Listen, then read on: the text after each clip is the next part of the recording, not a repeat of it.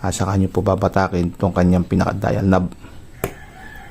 Mga pare ko, natin nyo. Meron po ba kayong mga relo dyan na quartz na hindi na po gumagana o kaya naman po ay huminto? So wag nyo po siyang tatapon dahil sayang, at yung posibleng problema na nito ay yung kanilang baterya. So 3 parts lang po itong ating quartz na relo. Unang-una po dyan ay itong ating housing. Then pangalawa po ay itong ating mechanism. Then lastly ay itong ating baterya. So sa housing, posibleng hindi naman po ito may problema, kundi dalawa na lamang, kundi itong ating mechanism o kaya naman po ay itong ating baterya. So unahin na po natin tingnan yung pinakamadali, itong ating baterya. Ito pwede nyo po ito dahil sa paggawaan o kaya naman po ay panoorin nyo po itong ating video at tayo na lang po mag DIY gawa dito sa ating relo. At ang una lang po natin gawin ay tanggalin lang po natin yung kanyang back cover gamit po yung cutter dahil ito po ay manipis, at isingit lang po natin dito at saka po natin siya tungkabin. So yun mga pare ko, after po natin matungkab, yun, makikita na po natin yung ating baterya. Ang gusto nyo pong gawin ay tingnan nyo po yung model number ng inyong baterya. So mayroon po number yan, no? At yung model number po ng ating baterya ay SR6265W. So yung mga pare ko, pwede na po tayo nito mamili sa tindahan o kaya naman po ay mamili tayo sa online store. At ito, nakabili na po ko at sa halagang 48 pesos lamang, meron na po tayong 5 baterya na SR6265W. At kung makikita nyo, nabawasan na po ng 3 dahil napalitan ko na po ng baterya itong ating 3 relo. So ito mga pare ko, gamit po itong ating tweezer ay tanggalin po natin itong luma at sirang baterya. Kuwitin lang po natin palabas. Ayan o.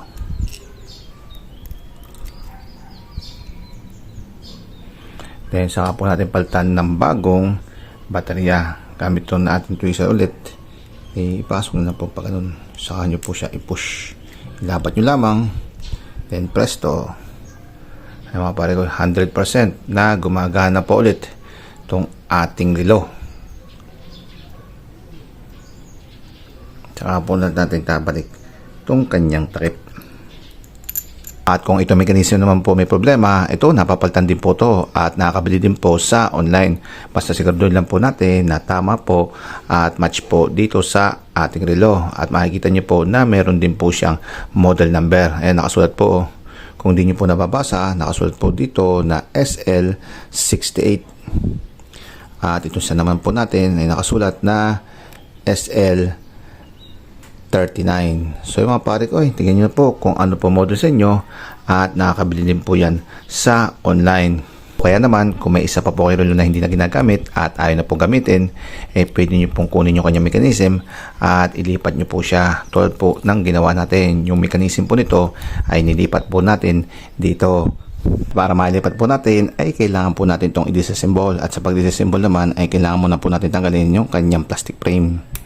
So, kuwitin lang po natin at iangat. Then, soon po natin tanggalin muna yung kanyang baterya. Yun. Then, ito mga pare ko, hindi nyo po ito matatanggal dahil sasabit po itong kanyang pinaka-knob.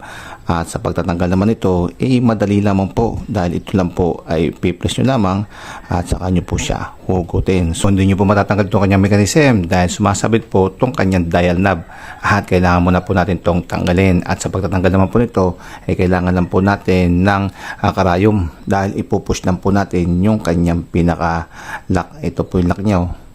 Makikita nyo mga pare ko, meron po yung sa pinakagitna niya, meron po siyang talagang pindutan. So push nyo lang po to at saka nyo po babatakin itong kanyang pinaka dial knob.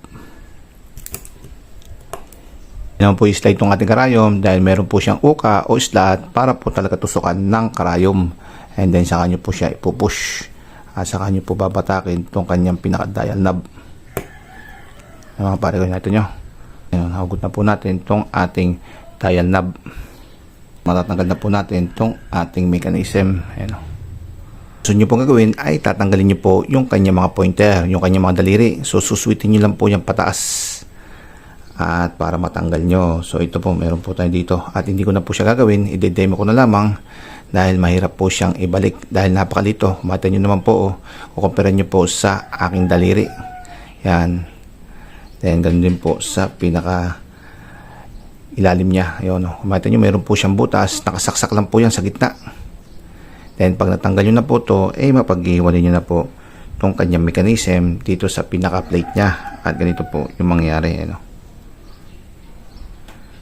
Then sa pinaka gitna naman meron lang po yung slot, at yun, pag-iwalay nyo lang po siya ganoon, dahil ito pong ating dalawa na to ay pinagkukonekta lang po yan itong kanyang pin. Ano? Then pwede nyo pong palitan tong ating mechanism. So wag nyo na po siyang i-disassemble, ano? Baka magaya kayo rito at hindi na po siya naibalik. So after nyo po matanggal, ayun, ibalik nyo na po siyang ganun, at saka nyo pa ibalik ulit yung kanyang mga pointer. So tsaga-tsaga nyo mga pare ko dahil talaga pong napakaliit, and then saka nyo po siya ibalik sa ating relo. Kung nasaan po yung pinaka knob nya, ay doon nyo po siya ilalagay. Ayan, kung saan po to, yun.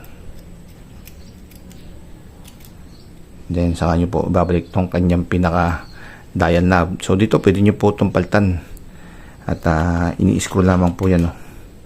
So meron tayo sa rito, medyo malambot na po ito screw nyo lang po yan, at mapapalitan nyo na po siya. Yung gusto nyo pong ikabit sa kanya, yun, saka nyo po siya i-screw ulit. Yan mga pare ko. Then ito na siya, kunyari nakapalitan na po natin, at ibabalik na po natin siya dito.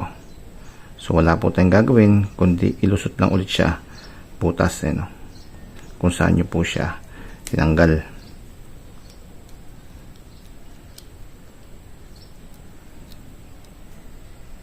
Yun mga pare ko. Okay na. Yun, di ba? So pag nasalpak nyo na, pwede nyo lang ibalik tong kanyang plastic frame.